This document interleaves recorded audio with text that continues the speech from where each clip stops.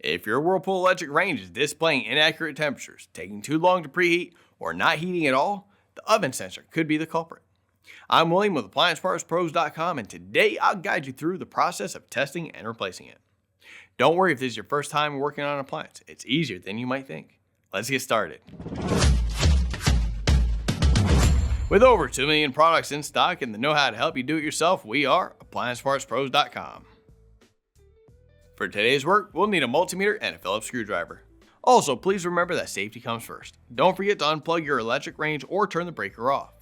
Grab a Phillips screwdriver and remove the 2 screws securing the terminal block cover. Slide the cover down and off, then set it aside. Next, remove the Phillips screws from the back cover. You can leave one screw loosely in place in the slotted cutout to help hold the panel while removing the others. Once the remaining screws are out, lift the panel off and set it aside. Locate the oven sensor harness on the top right side and disconnect the wires. Set your multimeter to ohms, the symbol that looks like an upside down horseshoe. Test across the 2 wires on the oven sensor. A good sensor should measure between 1000 to 1200 ohms at room temperature. If the resistance is not within range, the oven sensor has failed. If the resistance is within range, something else is causing your range to not operate properly. Remove the Phillips screw and pull the sensor out. Here's the old oven sensor and here's a new one. If you've already got one, great. If not, you can pick one up at appliancepartspros.com. Insert the oven sensor into the oven and secure it with the screw.